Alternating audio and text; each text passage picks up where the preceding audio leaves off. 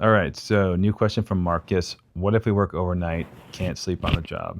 Laughy face. So this is probably in the sleep world, I think, the hardest thing to deal with. So just know, I would say that the initial thought is give yourself some grace and understand shift work is going to be an uphill battle. There's certain challenges, and so you have to have an aggressive plan, and you have to treat your sleep like gold because if there's not a plan and there's not intentionality, there's some really bad and negative health outcomes long term if you're not looking after your sleep. And so the biggest thing you can do, it all comes back to consistency, is you want to pick a chunk of time, like at least a 4 hour chunk where you're consistent from a circadian rhythm perspective. So what I mean is like, let's say the outliers, you take this 4 hours, no matter what day, 7 days a week, you at least have those 4 hours that are consistent in your night, whether it's shifted up and down just due to normalcy within society. Because on weekends, let's say you're not working, you're going to want to do certain things with friends, with family, and probably not stick to the exact same schedule.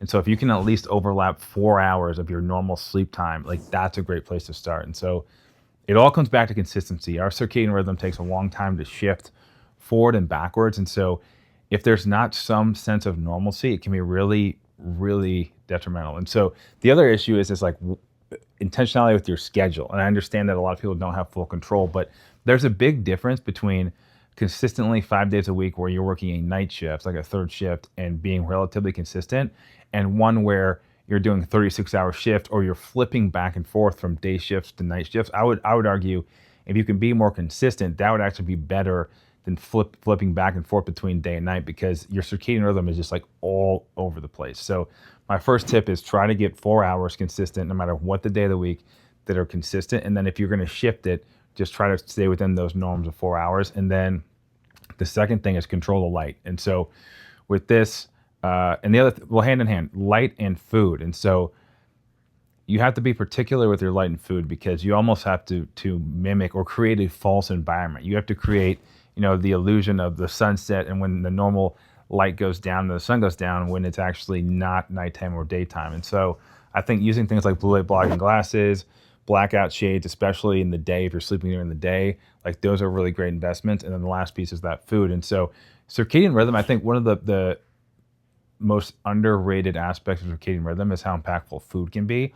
And so you want to set your meal timing up to where you're having your bigger meals earlier in your day. So not in the day, in your day. So when you first wake up, that's when you want your biggest meal to probably be, not necessarily right waking up, but because as the day goes on, we get less insulin sensitive and we want to be kind of tapering down your meals, but then have your meal timing based on a normal person's meal timing shifted to your sleep schedule, right? So if you're going to work at 9 p.m., like you want to have your dinner, 4 hours before you go to bed. And so just time up those meal timings to align with the circadian rhythm that you want to be in. But at the end of the day, it's going to be tough. And in the last piece, kind of going with that grace, is like there's higher risks of depression, anxiety, mental health disorders. I would probably make the connection between just sleep disorders and those mental health disorders. But just know, like you have to be intentional. If you don't have a plan,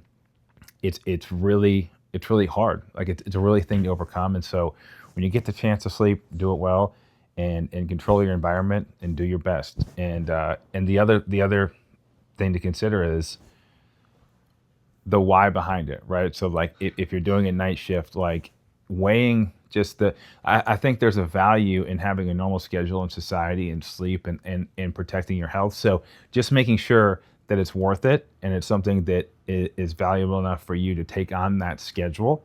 There's a lot of amazing jobs out there that are doing things for the greater good that are totally worth it, but just don't just do it to do it. Just make sure it's worth it, because there's going to be things you have to overcome. There might be long-term health implications that come with it. So just do some deep dive and figure out long-term what your goals are and how it relates to that. So hopefully that helps. Good luck and get a sleep mask. That's one I didn't touch on, but sleep mask could be life-changing. We'll see you next time. Hit me up with some more questions. This is Sleep Talks, where we try to save the world 8 hours a night at a time.